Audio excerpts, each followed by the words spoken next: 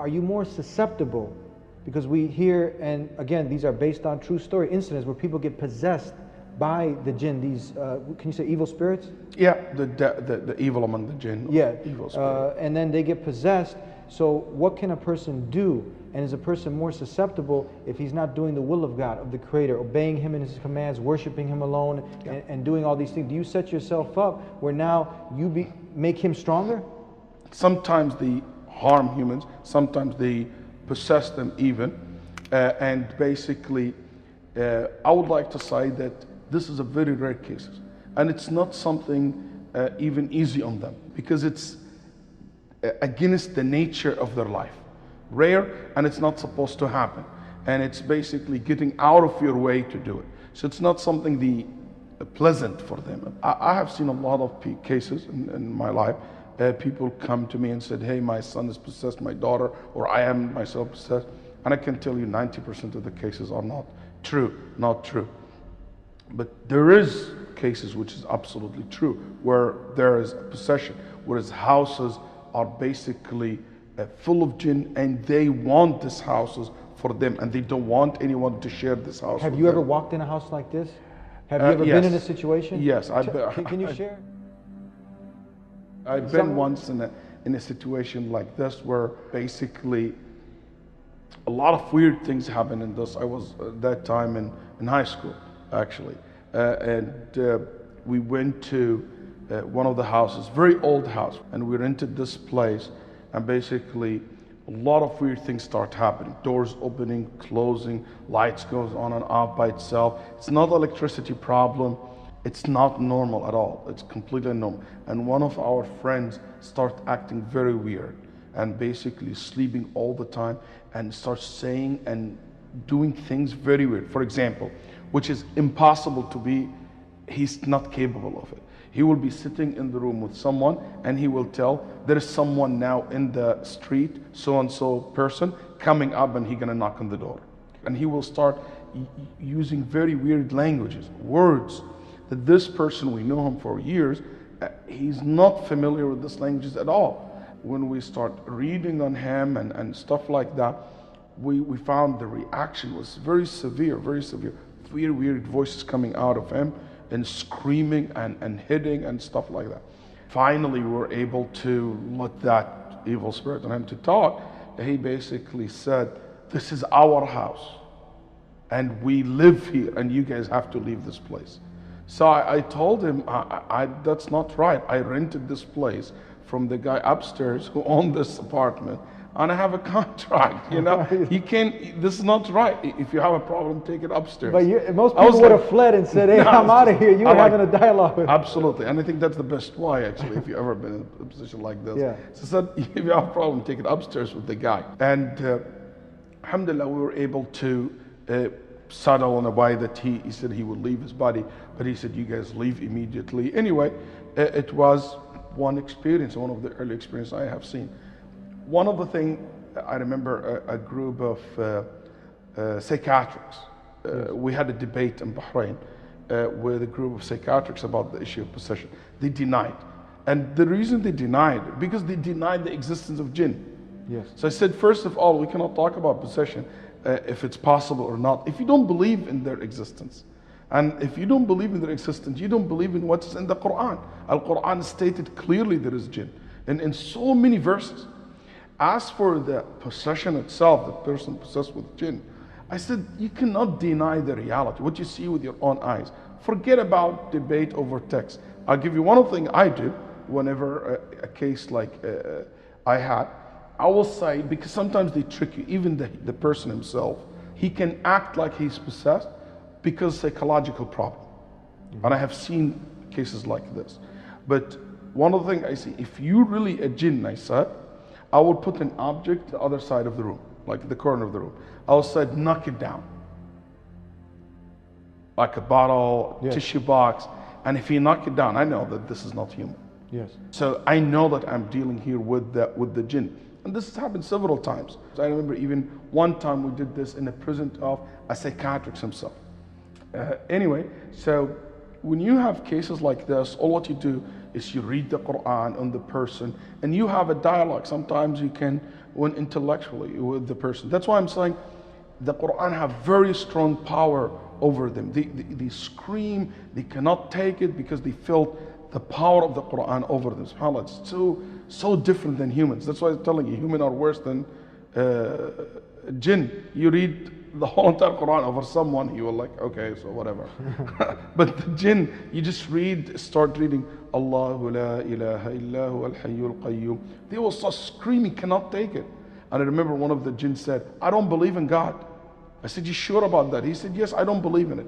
I said, okay. Then I said, Allahu la ilaha. He screams. Then I will say some poetry in Arabic.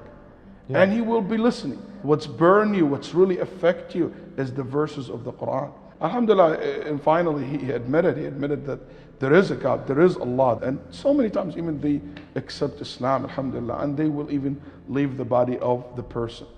What I want to say, there is a lot of people also imagine things like this. And I have a lot of stories also, people claim that they have jinn or possessed, and there is nothing wrong with it. Psychologically, they are basically affected. You said these are rare cases that a person will get possessed by the jinn. But in cases that people do, and let's say they want to get some therapy, all right?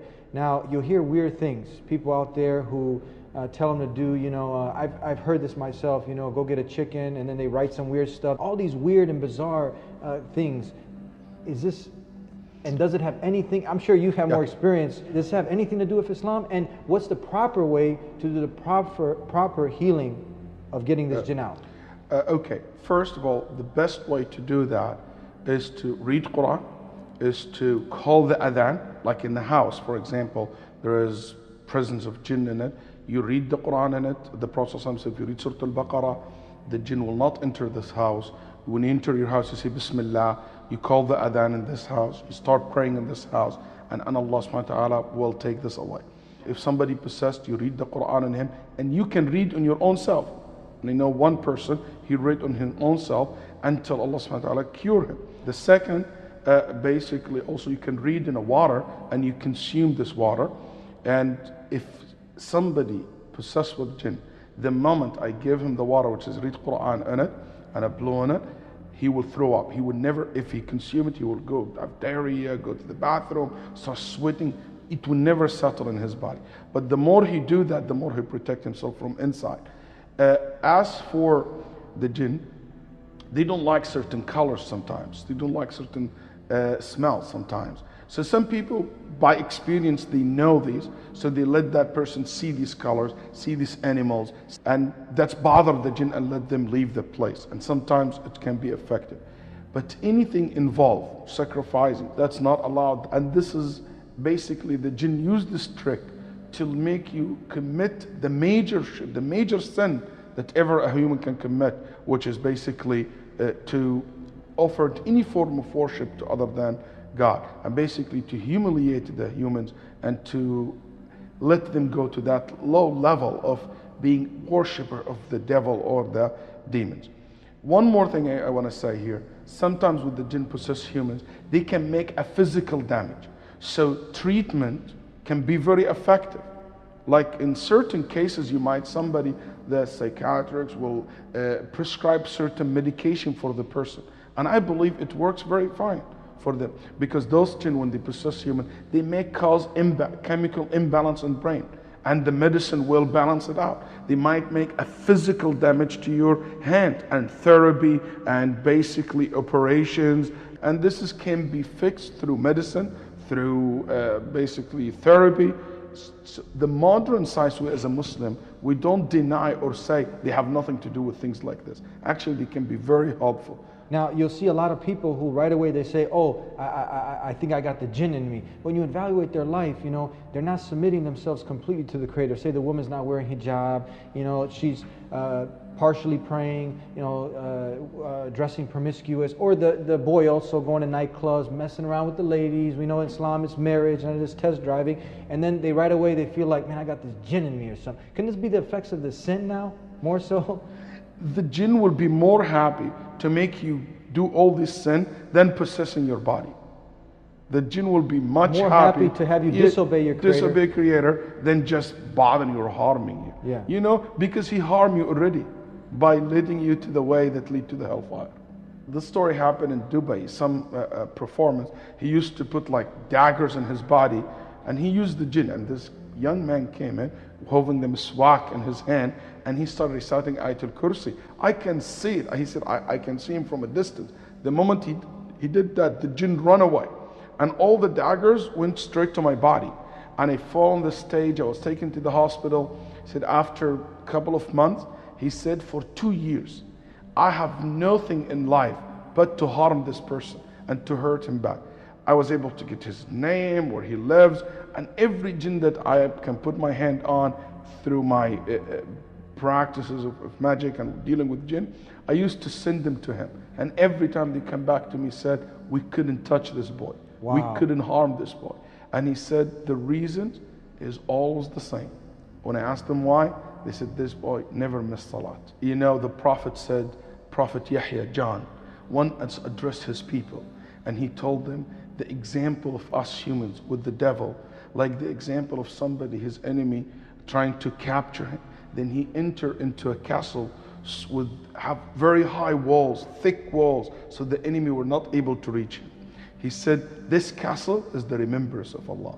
It's the prayer that the person do every day to his Lord. And this is the protection that we as human needed to be protected from all these devils and evils out there.